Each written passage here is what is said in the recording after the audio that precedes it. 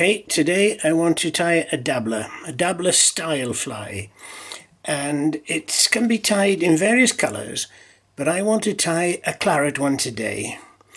It's particularly effective for trout, salmon and suin, as we call them in South Wales, or sea trout they're called in other parts of the country. I've had it on very good authority that it's good for sea trout in South Wales rivers, and I've read in the Trout and Salmon magazine that it's also catching sea trout up on the River Tyne, up in Tyne and Wear. Now it's very similar to a goslin, and I will show you a goslin. Just put that one there for a moment. This is a goslin.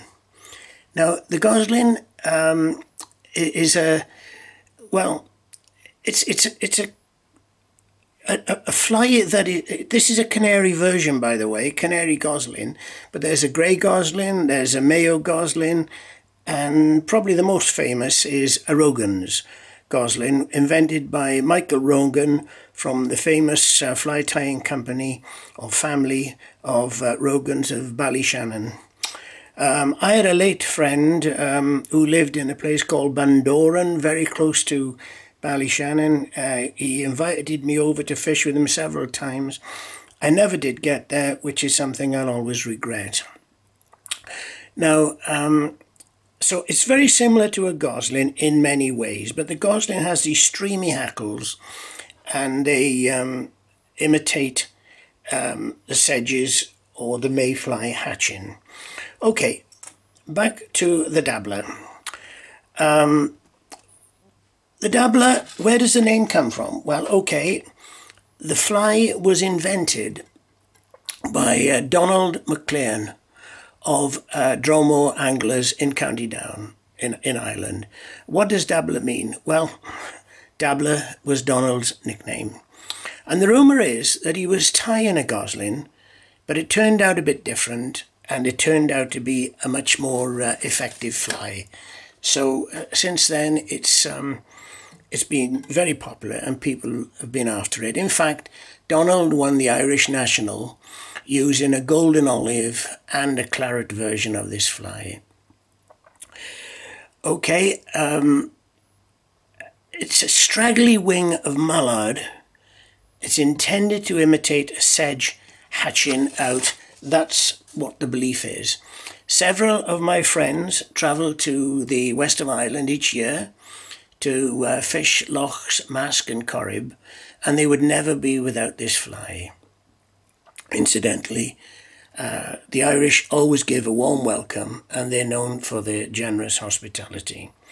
Okay, I'm going to tie the dabbler. Dabbler fashion, as it's known in fly tying terminology. Okay, I'm going to start now. The silk is black, and the hook I'm using is a size 8 B175 Camazan. This is from this box. Okay, so I'm just going to give a bit of a foundation to secure everything down.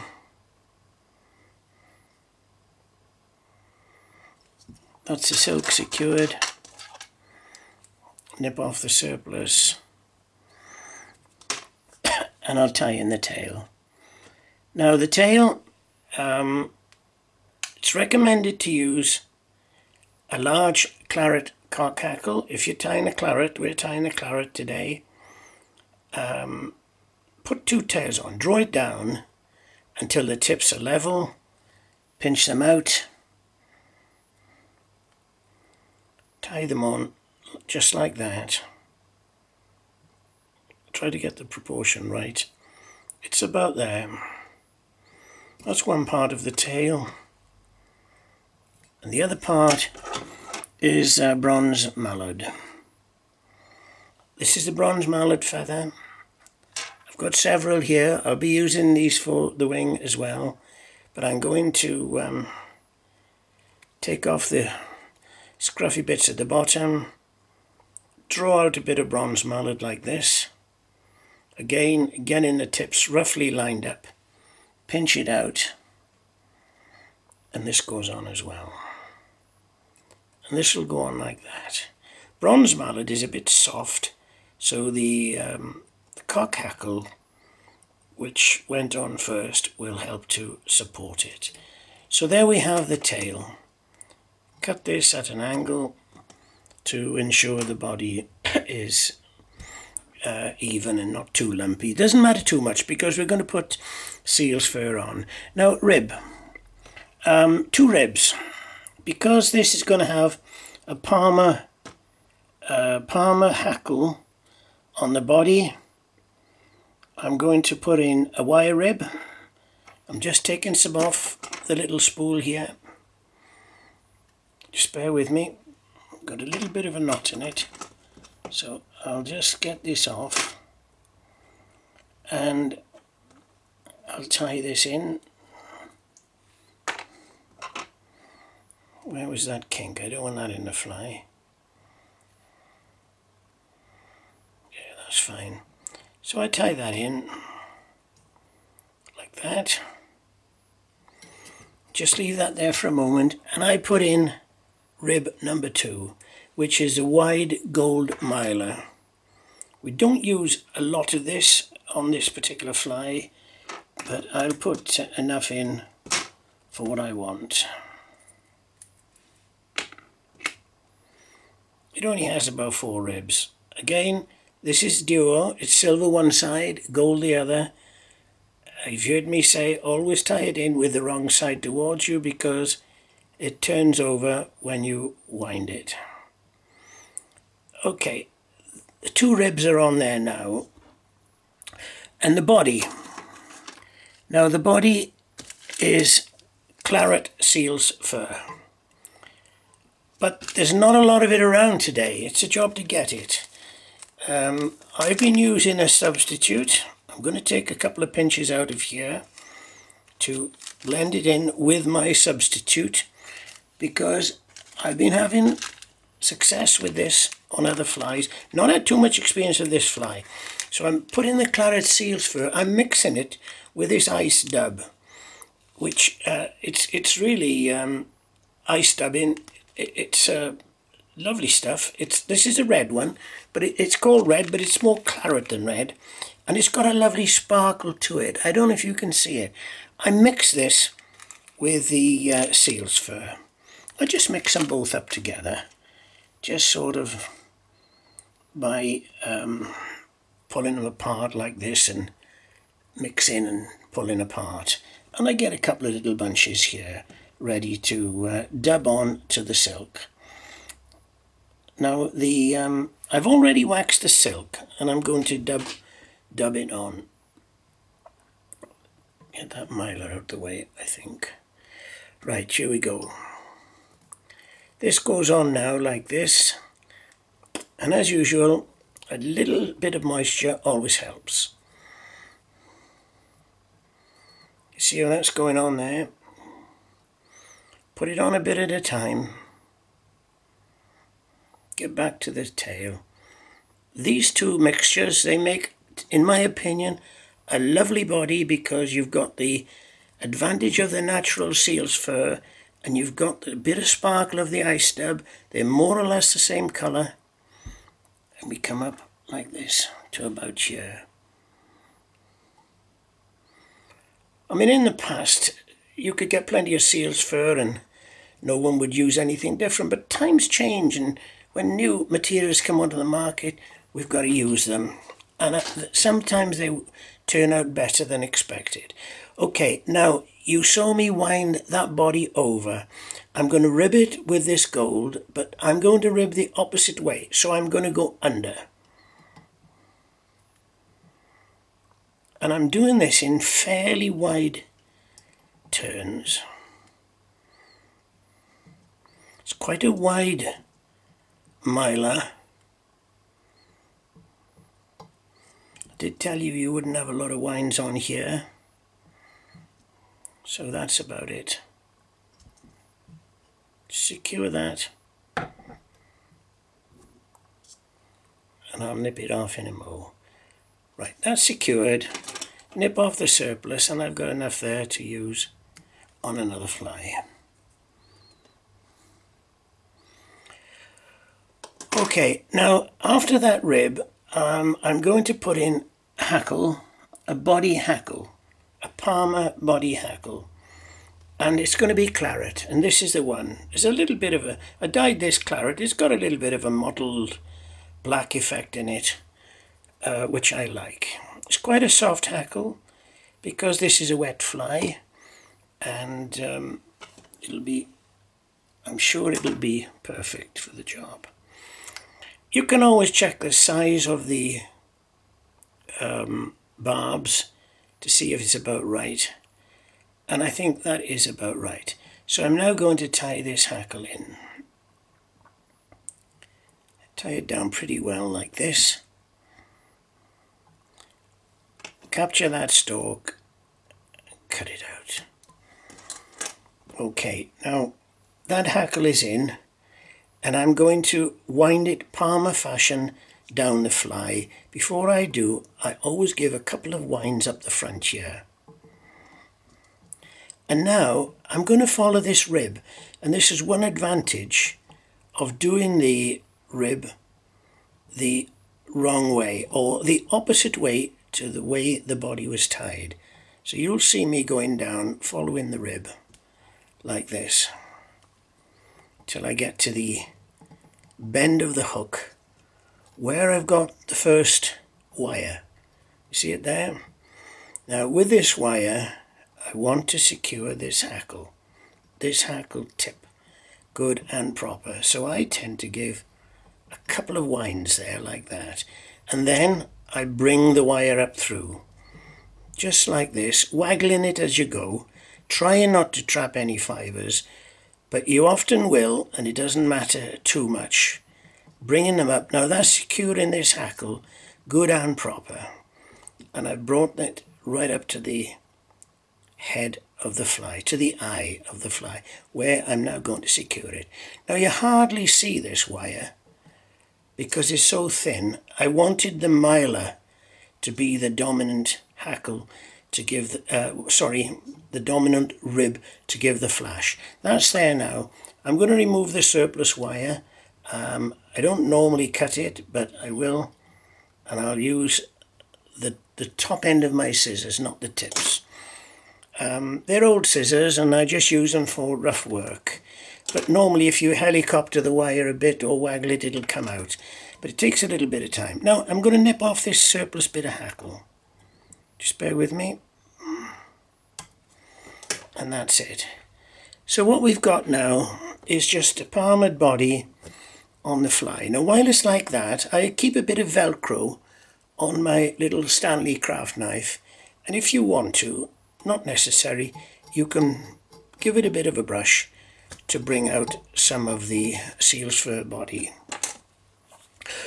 Okay, now the throat hackle, or let me just tie this down, secure this nice and firm here. The throat hackle is bronze mallard. You've just seen me use some. This time I'm going to put some more on. Now you see the difference with this goslin. It's a big hackle wound around, and the boys tell me, some of my colleagues who go to Ireland, and I can't confirm this, but they say that the Dabbler is better because you can see the body through it. With this wound hackle on the goslin, although I know it's a cracking fly, you cannot see the body in there without, but maybe in the water you will. But on the Dabbler, you can see the gold hackle, the gold rib, which gives an attraction. Okay, so I don't wind the body. I don't wind the hackle. I'm going to put a throat hackle on, or a beard hackle, as some people call it, and I just simply get it off this bronze mallard like this. And I draw it down, till I get in the tip somewhere near, and I cut it off. Just bear with me. I've cut it off there. Can you see that? Where I've cut it off. Now I'm going to put on this hackle up underneath. And it's a sort of longish hackle.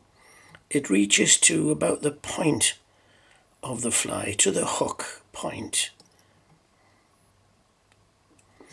Okay, now sometimes to spread a hackle, if you go underneath with your nail, your thumbnail, and do that, you'll spread it and give it a nice appearance. Okay, nip off that, and I'll make sure this is wound down well, like that. Now we come to the wing. More bronze mallard. Again, this is, and I use a couple of sections of this, and I tend to put them on a bit at a time. You see what I'm doing? I'm taking a piece out like this, drawing back until I get the tips sort of in line. This makes a straggly sort of wing. You may have heard me say that when I've used this pattern, where I've used this feather before on other flies. I give it a bit of a fold like this, just to get it on, but it doesn't matter too much. And this is one part of the wing, and the wing comes back towards the end of the tail like that. I tie that on.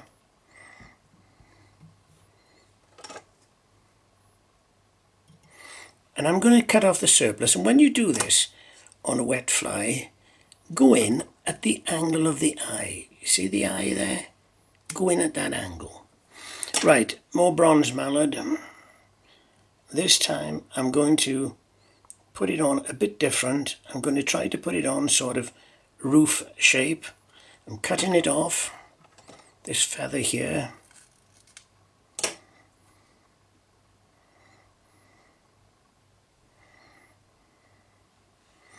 And I'm going to put it on like this, a sort of a roof shape. So I bent it around the hook a bit.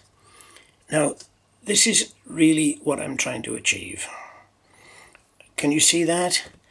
And now I use my special toothbrush tool to sort of rough it up a bit to give you a bit of an impression of how it should be.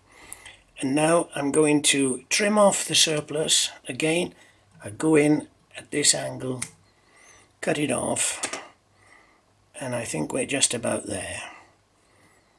I bring my silk to the front to tie down the head.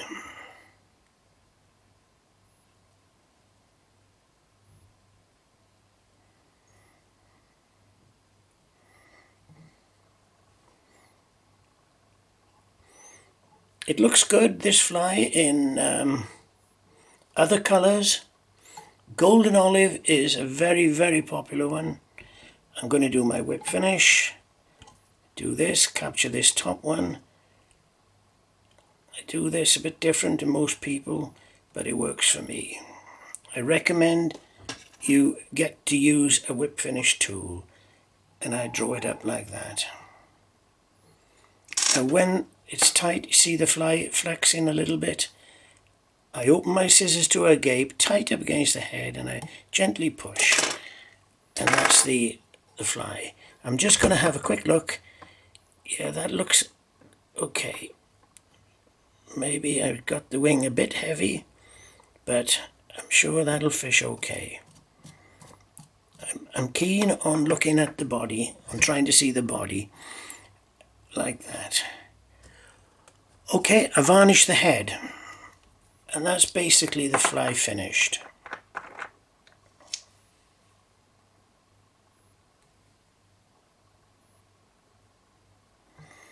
Dabbler. Donald McLean, his nickname was Dabbler. Right, I double check the eye is clear. On a big fly I can use my dubbing needle like that, and I know it is. Okay, that's the Dabbler, and this is the Goslin. I hope I'm not confusing you, but I want to thank you for watching my videos via the Ogmore Angling Association website. Well, that's it for today.